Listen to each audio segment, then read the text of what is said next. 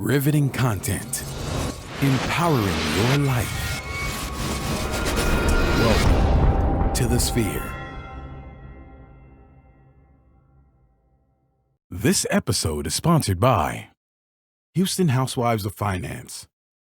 For more information on increasing your cash flow, becoming your own money manager, and to schedule your complimentary personal finance strategy, contact the Houston Housewives of Finance today at 1-844-700-4463. Looking to advertise? Join the Sphere's vast demographic reach of thousands of people all over the world. Send an email today to advertise@thesphere.tv or call us at area code 832-772-7789. KOG and Company. Are your unique gifts and talents changing the world? Do you desire to belong to a community of unity? Visit KOGpassion.com to learn more about the Unleash Your Dopeness movement.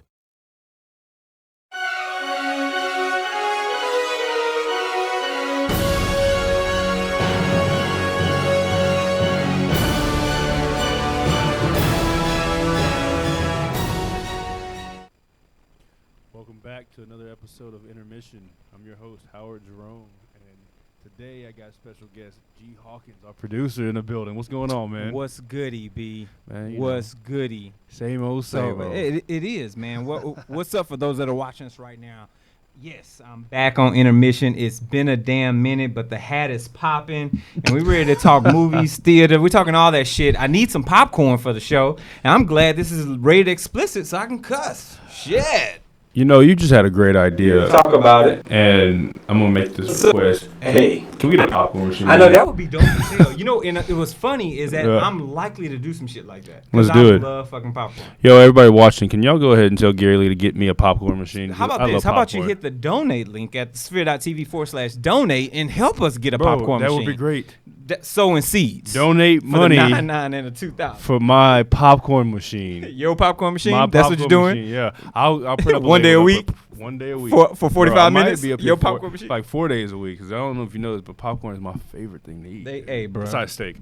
Yeah, I got that. Man, look, the damn salt. But for those that are watching, love salt. I didn't digress and shit. Feel free to reach out to me anywhere online. Facebook, Instagram, Twitter, Snapchat, at G Hawkins. That's G Hawkins with the Z. Yeah. So not while you're on my shot. You're not gonna move the camera then. so we're gonna show you how the sausage is made. Sometimes you gotta call people out in the studio. That's intern again today. He demoted. Like, that's why he doesn't have his name to this day. His name's today's Ichabod. So Ichabod. Yeah. But anyway, let's get back to the business, my G. You've got a hellified run of show. I'm just happy to be a part of this, bro. So I was thinking today, man. Talk about it. It's February. It's Black History Month, and let that melanin shine. Yeah, exactly right.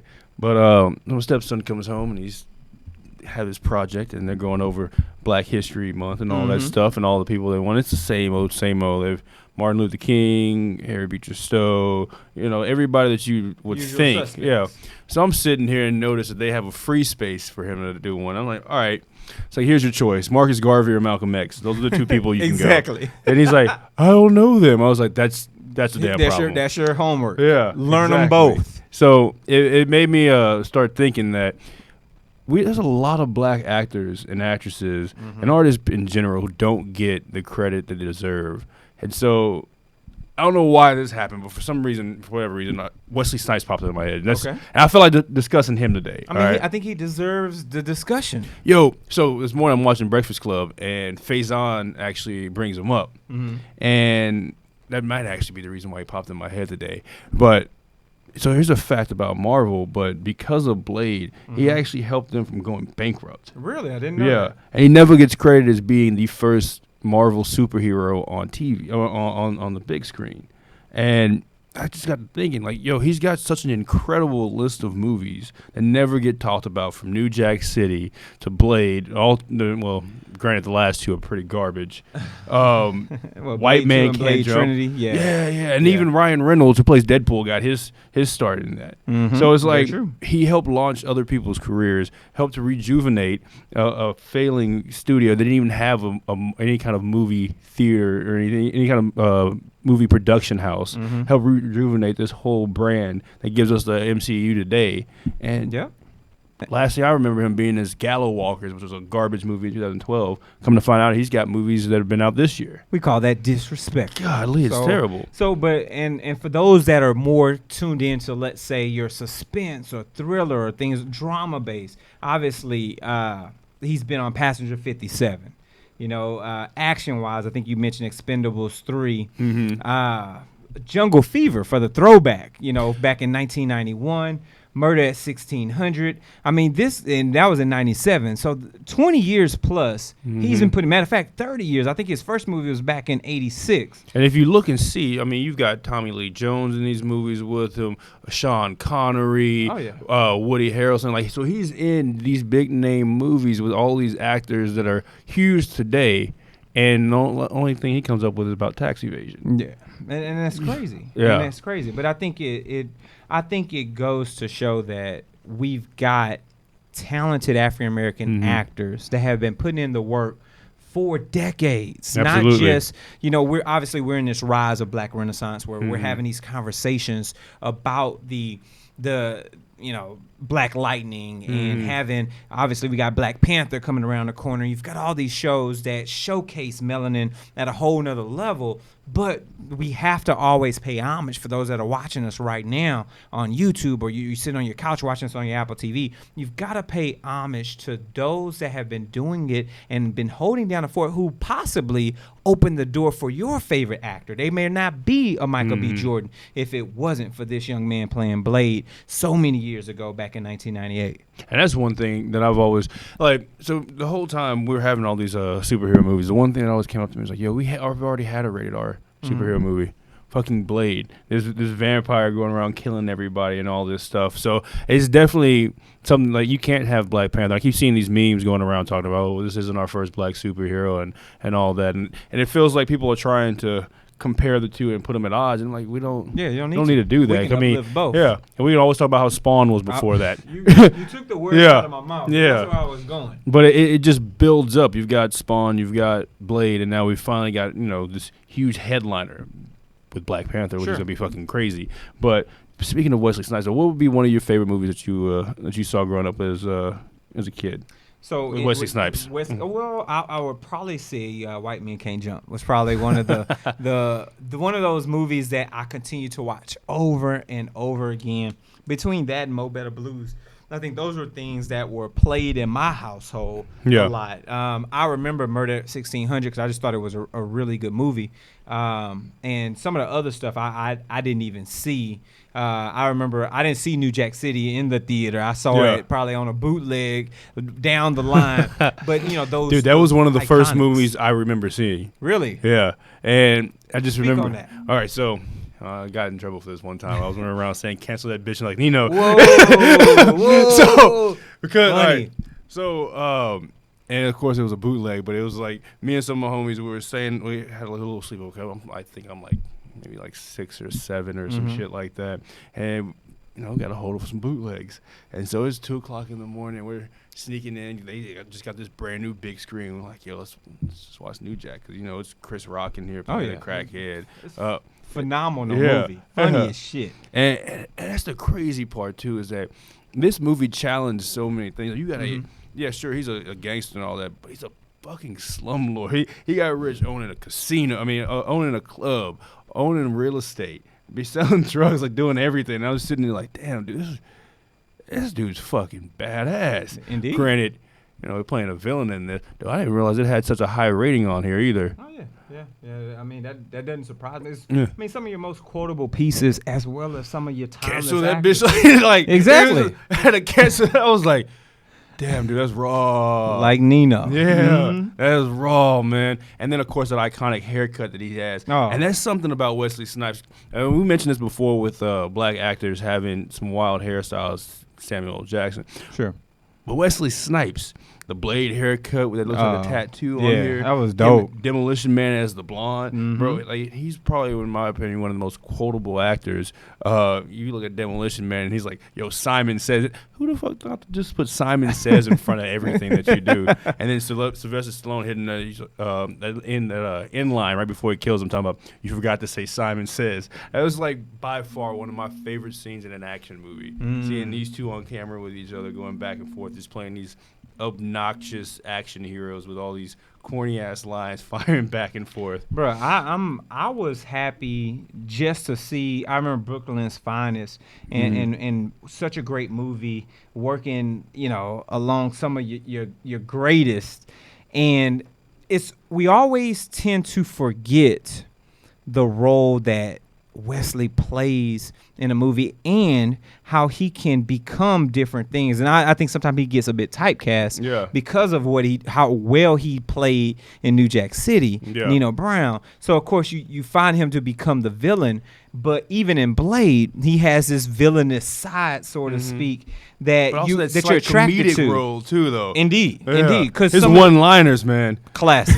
This is classic. And that's, I think we get that a lot from a lot of African American actors. Same way with Samuel L. We get those classic one-liners that become quotable over time. These are timeless pieces. But see, the thing though with Wesley is that, and just taking this example with Samuel Jackson. Samuel Jackson, he has some one-liners for sure. But his biggest one is just saying motherfucker. Like that's his thing. Yeah. And then of course you got Pulp Fiction, and then well, my favorite, Snakes on a Plane one. But Wesley has like, I feel like he's like the E40 of like one-liners when it comes to like actors with just a huge array of shit that you don't hear from anybody else that only Wesley Snipes would have been able to deliver. Well, I'm just happy to have him on a big screen. Yeah, I'm happy that he continues to push forward, and I'm just looking forward to, hopefully, even though it may not happen in his first one, I would love to get a cameo by Wesley in one of the upcoming Avenger movies. Just be sitting in a bar somewhere and they pan by him. Remember how Logan did that? Yeah. He was a cameo in one. He was like, "Get the fuck out of here," or something. It was real. It was in one of the X-Men, the new age X-Men. I forgot what the fuck it was. Or one of the mutant movies. I can't remember the name of it. Yeah, it was one of like the latest one. It was I'm pretty sure it was the Apocalypse movie, actually. Was it Apocalypse or the one right before? It's one of those two. One of those. Yeah. But a slight cameo, something that gives the readers the viewers a true idea of who this guy was and makes them go do their homework. Kind of like Bruce Willis in Split, man. Just like Bruce Willis in Split. Yeah. It's like, oh, okay. Fuck, I'm gonna have to go out here and join this. Or, damn. Dude, what I can see, man. So there's all these like fan theories about what's gonna happen with Infinity Wars 2, with the ether being able to change reality and all. I mean, I think it's ether, changing reality and stuff. That would be some throw shit to have it go back to like the 90s and have a bunch of 90s superheroes coming out and have Blade just pop up on there for a minute. Hey, why not? Why not? Shit. Speaking of Marvel, take notes, dog. Please do, and throw us some goddamn coins. Speaking of throwing us some residuals and coins, this particular portion of the show is sponsored by Houston Housewives of Finance. So, did you know that only 4 states in the United States offer financial education? 33% or more than 77 million of Americans don't pay their bills on time. 39% of Americans carry credit card debt from month to month. And 39% of adults say that they don't have enough in savings. Don't become one of these statistics, folks. Let Houston Housewives of Finance advise you on increasing your cash flow and becoming your own money manager by scheduling your complimentary personal financial strategy. Contact Houston Housewives of Finance today at 1-844-700-4463 or send them an email over to info@HoustonHousewivesOfFinance.com. Ask them how you can participate in a complimentary financial literacy workshop near you. Houston Housewives of Finances are the new faces of the new age of financial services. And I know this shit to be true because they got me hooked up. I ain't even got kids yet, and my kids are taken care of. So shout out to them ladies over at the Houston Housewives of Finance. They're doing their thing. People, get your money right, especially in this 2018. Got to do it, man. Got to do it. Absolutely. That's for damn sure. Money's got to be right. So, We're about shit. We right on time with Facebook. Facebookers, know, right? We love y'all. We support y'all, and we thank you for the support you give us. Remember, we only shoot for about 15, 20 minutes of intermission, but you can get the rest of the episode if you subscribe. So head over to thesphere.tv/intermission, and we've got options for you. You can find us on iTunes, SoundCloud, Google Play Music, Stitcher, Spreaker. You can also find us on iHeartRadio. And, of course, if you got an Amazon Alexa, add the Spreaker skill so you can listen to us right in your home. Plus, while you're there, give us some constructive criticism. Rate our shows. Let us know how we're doing. Please leave us those stars. Give us some insight so we can provide better shows for you as we move forward. And share this out. Share with your family, your friends, your colleagues. Share with your loved ones. Share with the haters. Share with anyone and everybody so that they can get more insight on movies and TV shows that are happening around you. Plus, if you truly love what we're doing, sow a damn seed. Go over to thesphere.tv/donate. We've got two options for you. You can do a single-based donation right on the website, or you can do a Patreon-based donation where we're going to give you exclusive content that's just for you. As we mentioned, intermission isn't ending, but if you want to watch the rest of this, go ahead and follow us right over at The Sphere. So, let's keep this shit rolling. Yeah, dog. So, by the way, Yeah. you've got the perfect voice for commercials. You think so? I gotta say that. I was like, shit, I need to buy something now, man. You need to I buy don't know something? what, but I just need to buy something. Man, I and you know me, I prefer to be behind the scenes and shit. Yeah, I've yeah. said them so much, and now they've become life. Plus, I'm utilizing most of the services that are on the cards. Yeah. So I'm literally sewing into these businesses, and they're sewing into me in some way, shape, or form. So it's a win-win. No, that's no better way than to support businesses in there. That's for damn sure. Yeah. Dude, just totally random. I saw this stat not too long ago that was saying, like, in Korean neighborhoods, that $1 gets circulated 30 times before leaving out of the neighborhood. And that's something that I think we severely lack as people, because We do. I think it said something about 2 times for I think 2 it's days. like 7 hours or some Yeah, shit. shit, Like even worse. It's horrible. Yeah. The Take our money circulation. just straight out. Mm-hmm. So, But we need more businesses. We can sow into them. They sow into us. Keep For- the money in the neighborhood. Exactly. But while we're on that topic, actually, Mhm. it brings me to our next topic on here, and that's some of the highest grossing black directors. Nice. Dude, and this is something that blew my mind. I definitely learned some stuff while I was doing some research into this, because I know we've been having a huge surge of new black directors coming on here, you know, with Creed and Black Panther and what's the name over for Which one are you thinking about? fuck. What? The damn it, man. Furious? Nah, dude. That horror flick, man. Scary movie? No, dude. Oh, I No, Get real- Out? Yeah, Get Out. Yes. There you go. So we've been having some good guys coming around here, but when I saw these numbers that would be putting up, man, I was like, damn, dude. So we got fucking the Hugh brothers.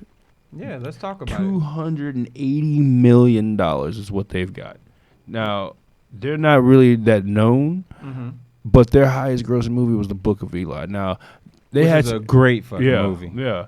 Most of their stuff came back in the late 90s, early 2000s with, you know, From Hell and Dead Presidents and Menace to Society. But it just trips me out to see they've got almost $300 million, and they're not mainstream. Mm-hmm. These aren't mainstream movies that you, like, how many white folks can you go talk to and say, yo, have you seen Menace to Society? Yeah. Oh, Seen Dead Dead Presidents. Presidents. Yeah, that is probably not a thing. Just like New Jack City, they ain't gonna see those kind of movies. So that's encouraging to see, you know, people going out there and throwing that kind of money behind some of our own directors, you know. Yeah, I agree to that. And then we've got Malcolm D. Lee grossing at $365 million.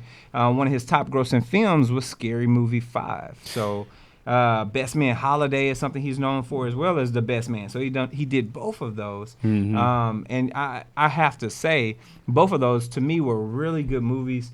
And I would look forward to seeing him continue in that same direction. And he's making coins. We're talking over $250 million. Yeah, and that's fucking insane, especially since Scary Movie is one of the highest ones. Scary Movie 5, which Out of all of them. yeah, but which is crazy because our next director on this list, Keenan Ivory Wayans, is actually the one who started this whole franchise of Scary Movie 1. And it's funny because in that same interview with Faison Love this morning, Mhm. he was brought up on there too. Bro, this is the thing. I like Faison. Yeah. I think he's a really funny dude, but he brought up Keenan Ivory Wayans because he was just, like, they were discussing Dave Chappelle this morning Mhm. and how they were talking about how Dave Chappelle isn't that funny to the black folks. And I was like, man, I don't agree with that at all. But he brought up Keenen Ivory Wayans and how like him and a lot of other people get shoved under the radar. And he's like, bro, this dude's a gangster. Bro, the numbers don't lie, bro. They don't. $626 million. On 6 films. Yeah. So your average is 100 million plus per film on average. But this also makes me want to say this shit about how is Monique the most decorated comedian? And you got this guy putting up these numbers for 6 films that he's wrote and directed. Not even the comedy stuff. And his highest grossing movie is a comedy movie. Yeah. That sparked a 5-film franchise. Now, it's crazy because you can actually see the quality of these movies go down after he was away from the project. Mm-hmm. I think it was like episode number 3 was when he stepped away. And then them movies just went down. Not taking anything from Malcolm D. Lee, but yeah, the movies got kind of stupid. Well, shit happens. But moving forward on this list is none other than Spike Lee. Spike Lee's coming in at $671 million with over 21 plus films. Obviously, She's Gotta Have It being his breakout hit.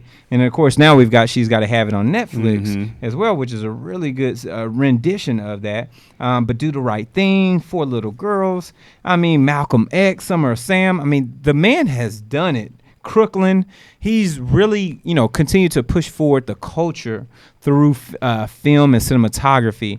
And one of the greatest, legendary, easily legendary. And the thing about Spike Lee, too, is that his films transcend genres. His highest grossing one being Inside Man is a bank heist movie. Yeah. And then you've got movies like School Days that are over here talking about things that happened in college and stuff like that, Mo Better Blues. And he sparked so many black actors, and it helped with their careers. Denzel Washington, Samuel Jackson. Yeah, damn near all of them. Let's go. Everybody. There we go. We just say everybody. So, and then, it's just crazy. And his style with all the colors and everything that he plays with, it's, Spike Lee is definitely a special director, that's for sure. I know he's controversial with some of the stuff that he says from time to time, but with the kind of entertainment that he puts out, what do you expect? Yeah, so it's still quality. Yeah, that's for damn sure. So, but moving on to, now this is, I gotta say though, I'm actually surprised he wasn't higher up. See how long he's been in the game. But then we start seeing these next guys like Garry with $727 million. Straight Outta Compton being the highest grossing one, and this is the thing for me too, is that we start getting to seeing these mainstream movies that are being put out there. And a lot of these movies I didn't even realize were directed by black directors. Yeah. Some of the ones that are going to make an appearance on here, Fantastic Four. He did the fucking Italian job. I had no idea that F. Gary Gray did the Italian job. Like, I would not have known that. Negotiator, and these were some of his best movies. Yeah. And I will say this, I think, just piggybacking on what you said earlier, Straight Outta Compton, 2015, his highest grossing film, obviously, he's telling a story that resonates with African Americans. And we look at the power of the African-American dollar when there are things that resonate with us. Hence Black Panther and what it's doing. How the hell you on pre-sales? Highest pre-sold movie.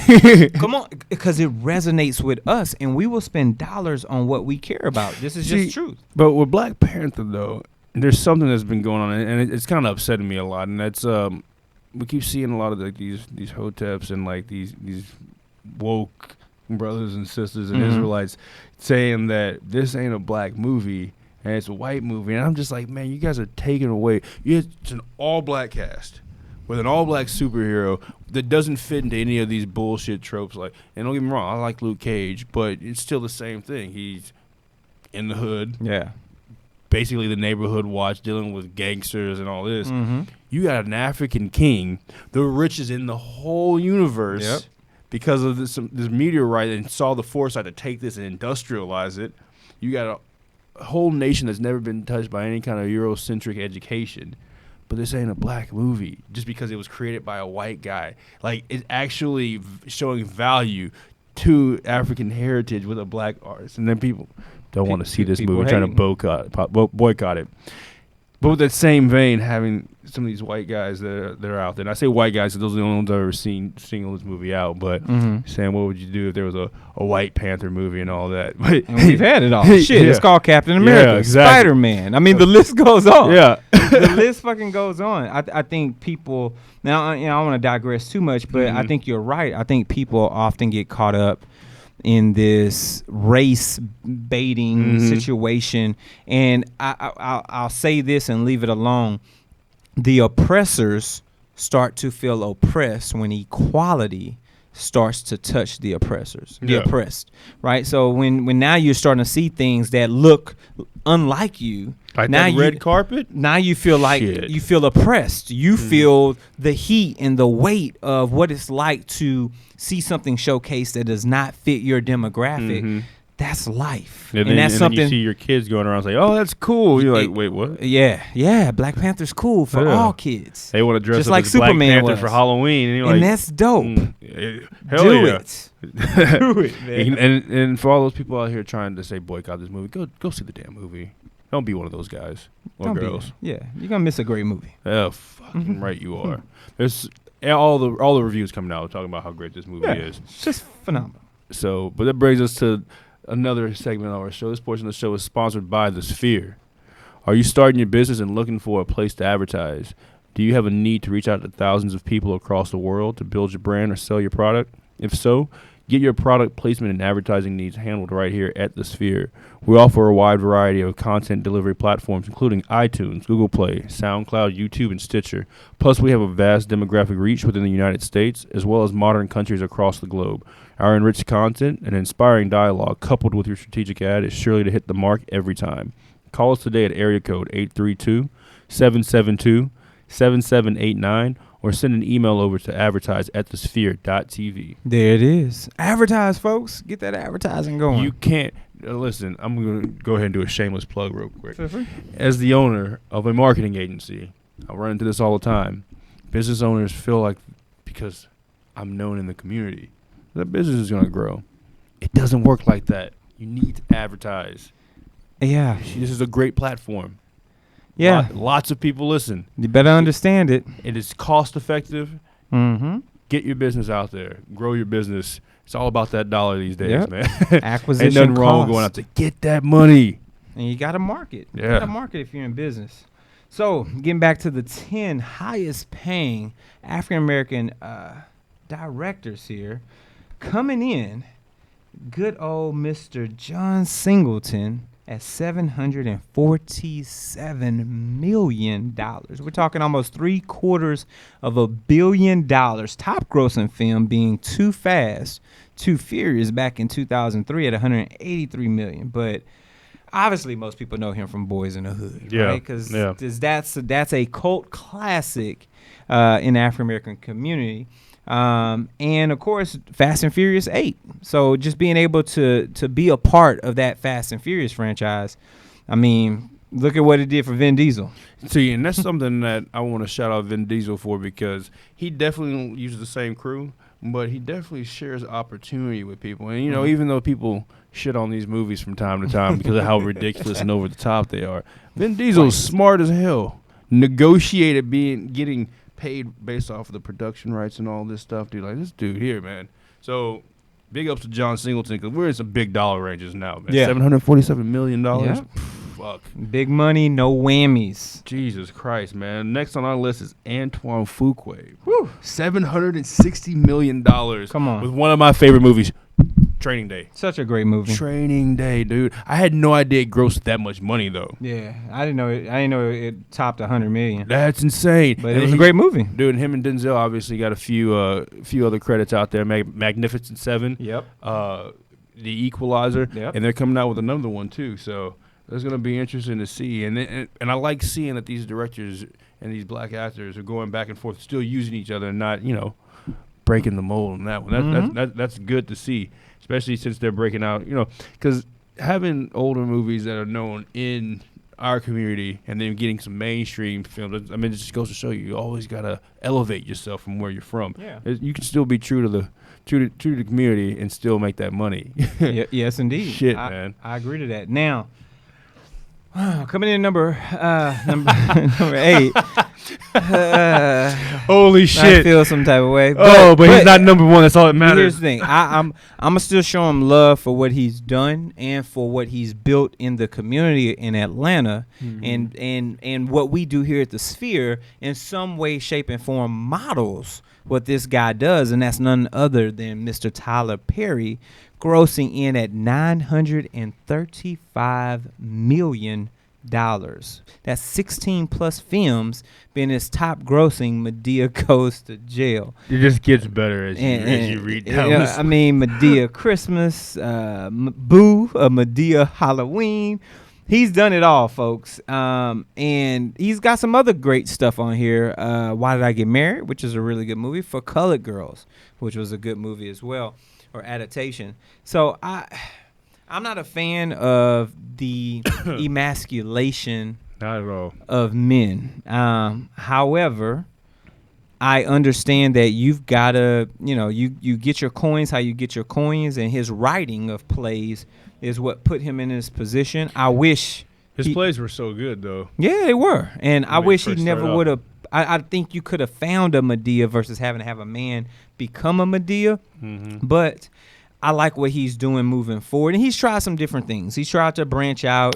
He played in one of his own movies, which was Alex Stone. No, it's that Scott or something. Alex Cross. Yeah, Alex Cross. And that's based off of a book, I think, actually. Yeah, so it's like I appreciate his dexterity. I appreciate the granularity of what he can do, but his bread and butter, as we see, has to do with Medea. Yeah, I'm not a fan of that shit. No, but I mean, I'm like you said, man. I'm big ups to him for bringing in the dollars as he bringing, especially because his backstory is phenomenal. Going from being homeless to fucking balling the way he's balling, but at the same time, it's like sometimes you just want to see a little bit different portrayal of the community, man. Like, you don't gotta dog black men out so much, man.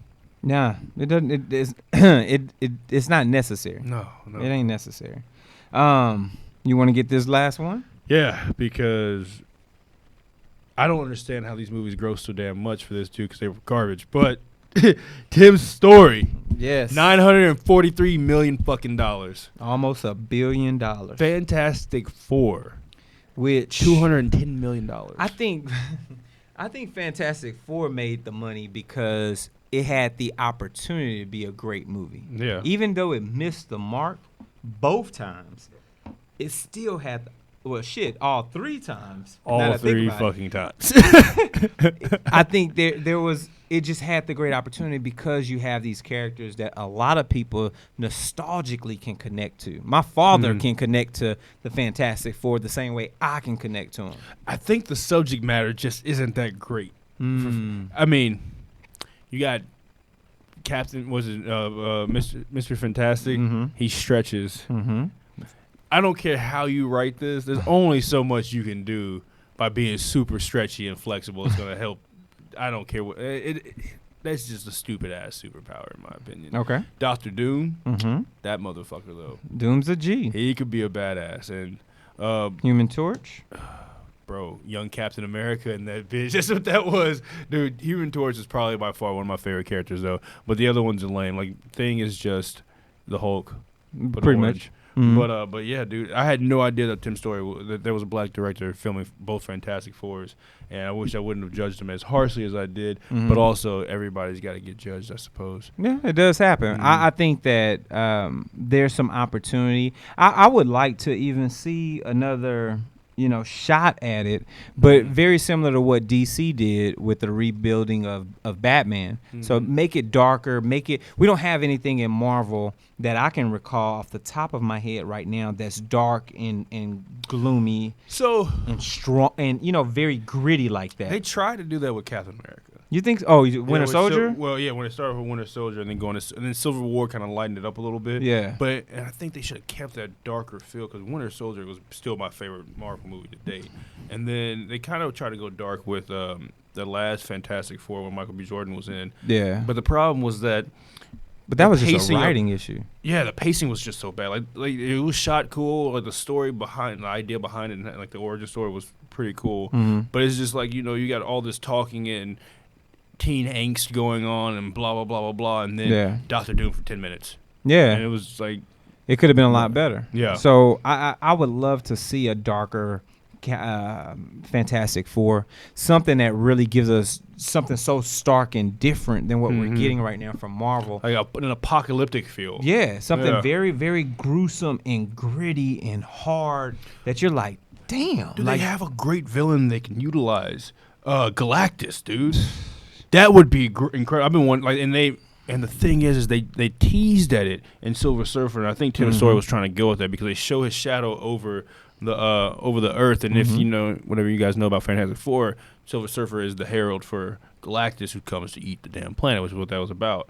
But they should have just had him shown, like he just like cock teased us. Yeah, that's essentially what that was. I was sitting there looking like, show him, and then just see smoke, and then it's gone. It was a great opportunity, missed. Yeah. But maybe we'll see. Hey, man, I don't know. You shoot some jumpers, you're gonna have some bricks. That's true. That's but at almost $1 billion, he's been shooting in the gym. Bro, I've been on this thing these last like 4 or 5 days trying to say as many cliches as I can. There it is. Oh God, it's been painful. I understand. Hey, 2 in the hand beats 1 in the. I get it. Shit, we can keep it going. Oh man, you can't make an omelet without breaking a few eggs. That's about right. That's about right. Oh shit. So before this goes any further, because this is about to get worse before it gets any better. Well, one thing that doesn't have to get bad is your teeth. Talk about it. This portion of the show is sponsored by Elite Dental Wellness. At Elite Dental Wellness, our vision is to create a welcoming practice that will offer exceptional dental care and a lifetime of dental wellness.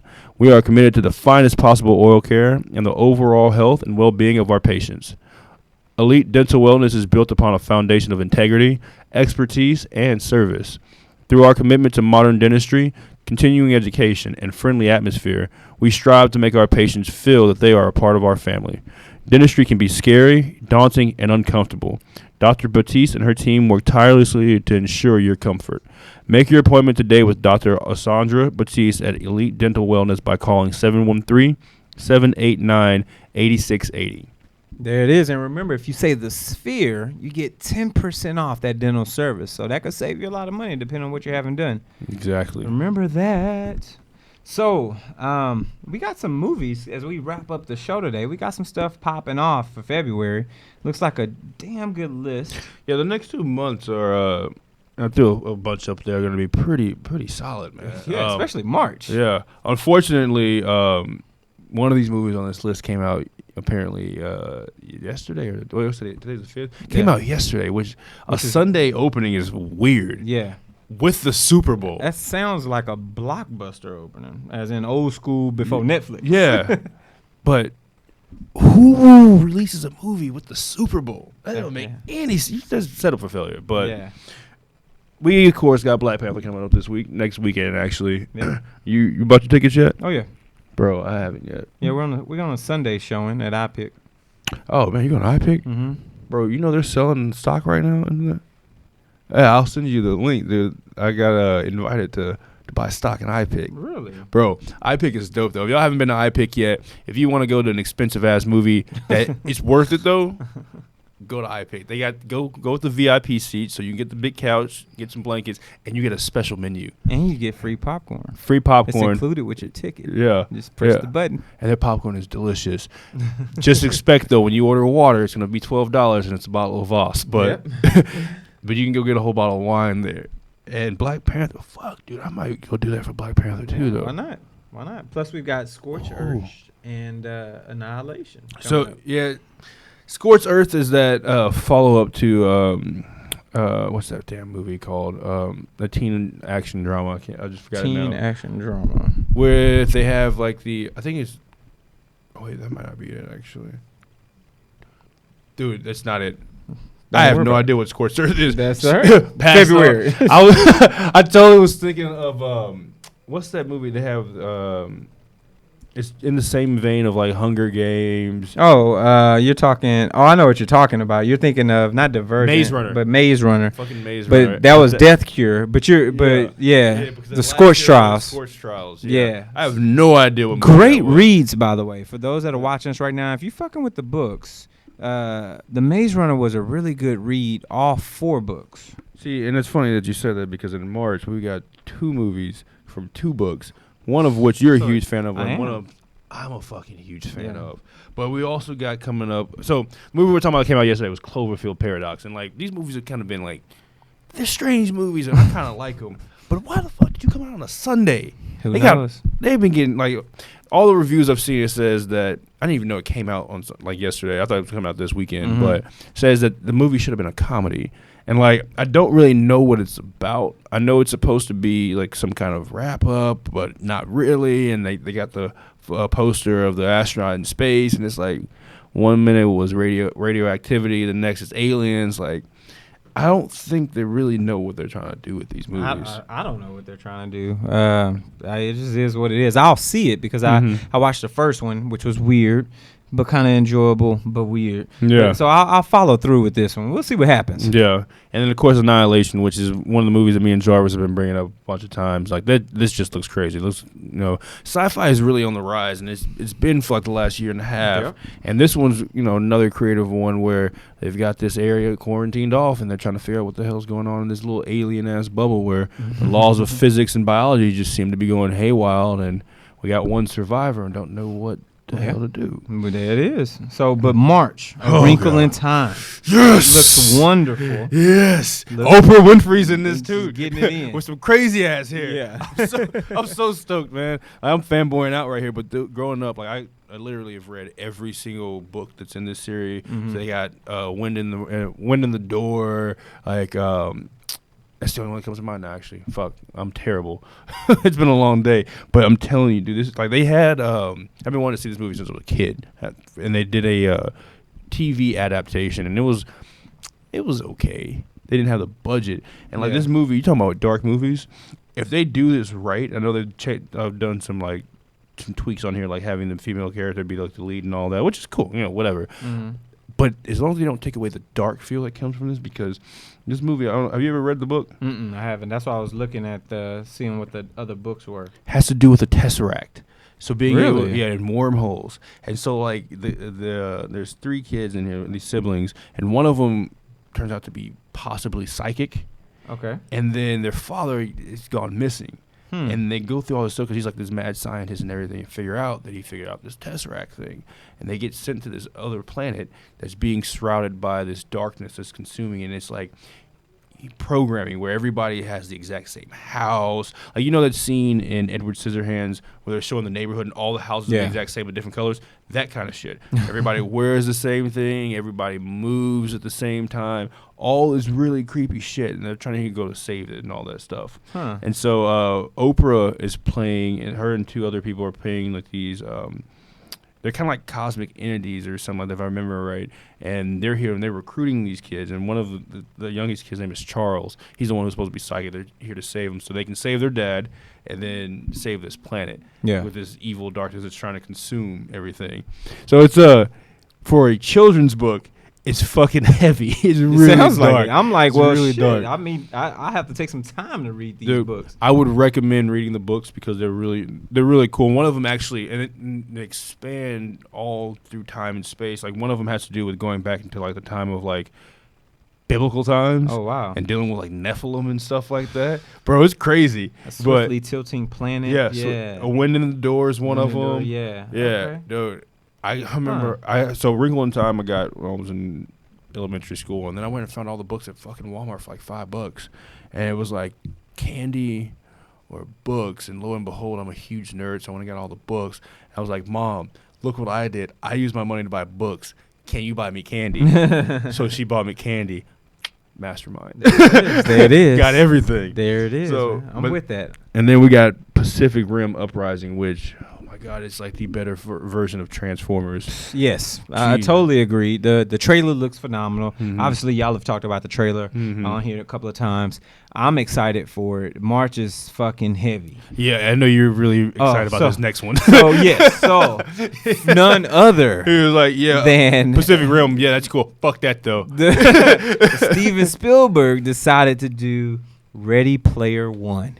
Now let me tell y'all. So obviously, for those that aren't aware, I host one of the other podcasts on the network called Technocrats, where we talk about the ins and outs of technology that empower the digital you. That was a good plug right there.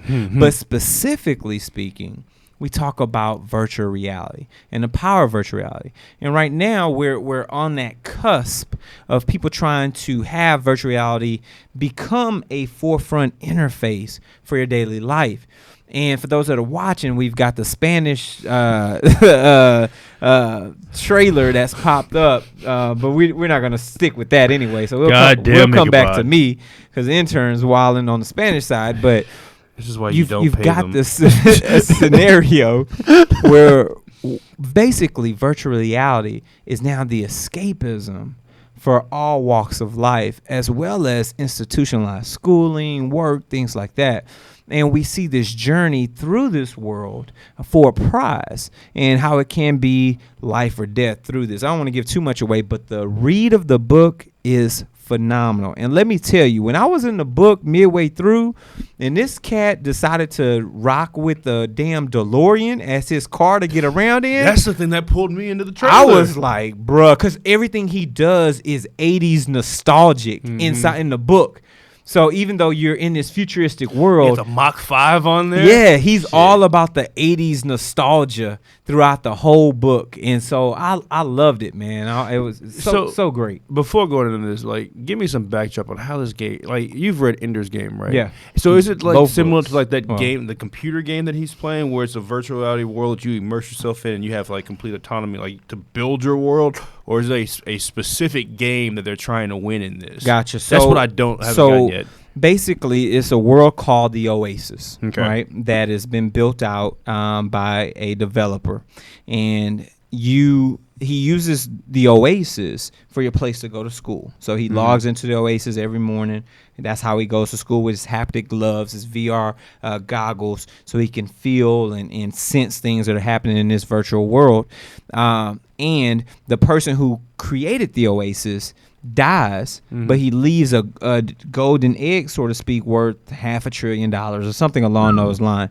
And so the first person to be able to venture through the Oasis and find this wins. Well, there's the corporation that the person worked for that built the Oasis. The corporation wants the money, so they're sending out their bots and things into the Oasis to try to find this money. And this guy teams up with some additional people, and you see them every now and then, like there's a young lady. So he teams up with two other individuals to go in and battle through these worlds inside the Oasis to get to the point to where he can find this money. And it becomes this fight in this virtual reality that's just phenomenal. So I'm guessing that they're in a like dystopian environment, right? So the real world is it's kind of dystopia based. I mean, poverty is stricken everywhere. You see the slacks that were set up in Cleveland because that's where he's in,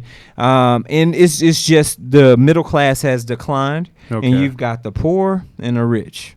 Gotcha. Okay, interesting. Yeah. So it's a dope. I recommend for those that are watching us right now, make sure you read the book before you watch it, because I think you're going to get a better depiction of what's going on before you sit down in the cinema. I think it's going to be a wonderful movie to watch. Steven Spielberg already looks like he did his goddamn thing.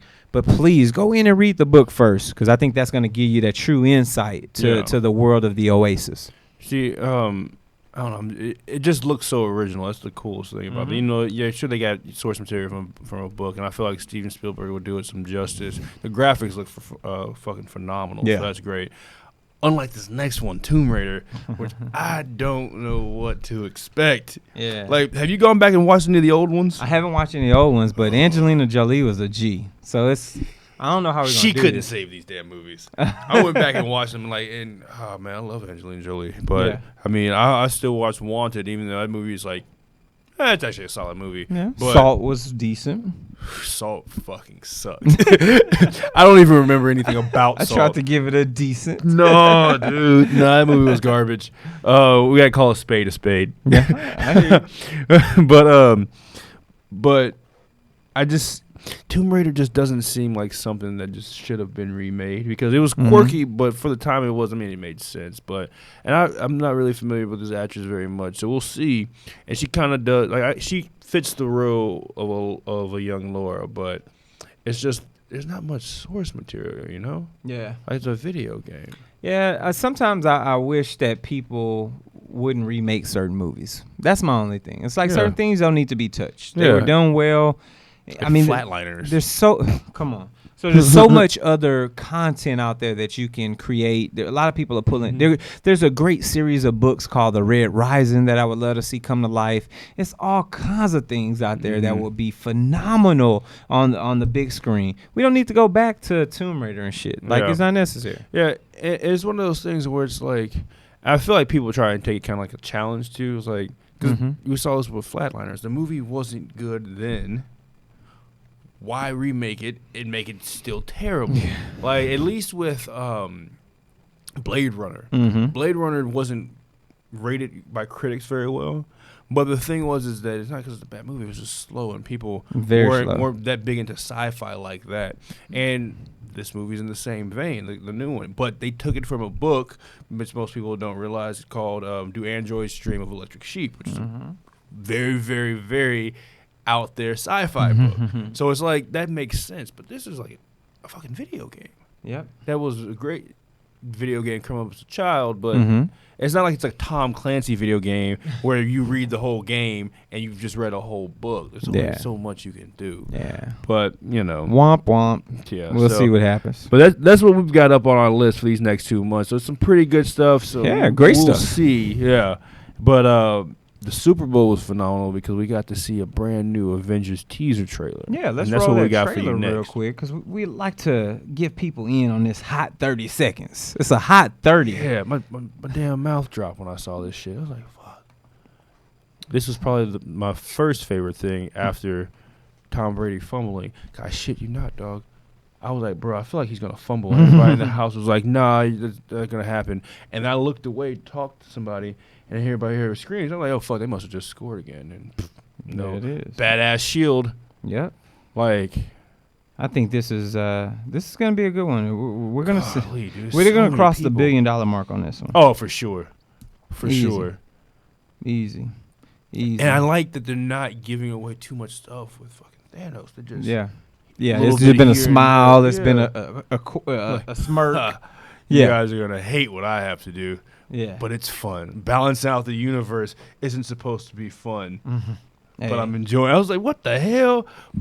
Crazy guy. I love it. Like, hopefully we get ourselves a good villain, because the only good villain, at least in my mind, that we had was going to be Bucky in Winter Soldier, but he's not even a villain anymore. Yeah. I like to. I will see, obviously, with Jaguar in Black Panther, see how good of a villain he is. Yeah, and Killmonger and shit. But they say Michael B. Jordan did steal the show, though. So hopefully, so we'll see. And that'd be cool, because I know a lot of people were trying to say that I've got some friends that are really big critics into movies, and a lot of them don't like Marvel movies at all. And they were like, yeah, you know, Michael B. Jordan's limited in his acting ability, which I don't agree with. I think he's a pretty good actor.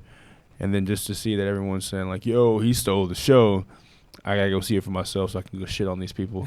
Let's see it. Be real. Now, this second trailer you told me about, So I was surprised. I can't even remember what I was doing. I think I was watching one of my favorite, like one of my cooking shows, and me and Jada was sitting there, and I looked up and I was like, what the hell is this crazy ass movie called Unsane? And the craziest thing is that if everything I've been reading is factual, they shot this movie from an iPhone, and it kind of looks like it. To some degree. Yeah. But yet and still it looks good. It's because iPhone got these damn good cameras, man. I know you're not an Apple supporter, with your developer phone. Yeah, But- shit, for real. But I have to be honest, right? Mm-hmm. They've done a damn good job, and I like the concept of the movie. Bro, I think it's it's gonna be a so- good drama/thriller. Bro, it's so creepy, and Steve Soderbergh does great work, but the movie is creepy in the fact that like you've got this chick who is going through this mental health hospital because she moved to a new city and she thinks she has a stalker, and the whole time she's talking, saying, "Hey, I know this is crazy. I think it's just come on easy in this new place," but you hear her going back and forth, like kind of like arguing with her own dialogue that, yeah, this dude's a stalker. No, it's not. And then she goes to this mental institution to go and discuss this. And next thing you know, she's locked in here. That's fucking crazy, Bro. And it kind of makes you feel like you're going a little schizophrenic in this. Yeah. And a show that I watch that does the same kind of thing is Mr. Robot. And it kind of gives you that feel because you never know, like, what's real and what's not in this. But this movie takes it to a whole nother level. And I'm just like, man, this is something that's original. 'Cause I don't know anything else that this movie could be based off of. Sure. Shot from an iPhone with an original storyline. I'm like, man, this is going to be great. It opens up the door of opportunity for a lot of independent videographers out there who want to get work done, who can't afford a red 8K. Yeah. You know what I'm saying? And Or all I 4K got to say red. is no more excuses. Yeah. Somebody did it. That's one of the things that, man, Doors open. that's been my motto since, like, I think started since last November, that if somebody else was able to do that, Yeah. ain't no reason why you shouldn't be able to figure out No how to do goddamn the same. reason. You can replicate it. Somebody made a big budget movie off of an iPhone. You got no excuse now. 'Cause we all got these little smartphones in our pockets. And you just mentioned something, and this isn't necessary from our show, but let's go ahead and quiz this dude real quick before we get out of here about technocrats. I've been hearing these things circulating about this red 4K, this 8K stuff. What the hell is that? So it's just 4K times. I mean, well, technically, it's double the pixel density of 4K. How's the red play into it? Red is a company that makes high-end Gotcha. cameras. Okay. So you'll see them. They shoot a lot of your big-time production. Cameras cost $20,000, $30,000. $8,000 lens. That kind of shit for the Reds. So if this camera's filmed in such high definition, but our TVs aren't up there, are there? There's some 8K TVs out there, but you're talking $15,000. They're not something you're gonna find at Best Buy. It's not something you're gonna see locally or pick up on Amazon and have it shipped to you. And it doesn't make sense right now because there's not enough content. Yeah. So same with 4K. It's great to have 4K TVs. Yeah, we haven't even called it a 4K yet. And it's not the standard yet. So 1080p is still the standard for high definition. But obviously the cost of 4K TVs is at the same damn cost of 1080p TVs now, so it doesn't make sense. But the question is, do you have the content? So with that being said, shout out to Netflix.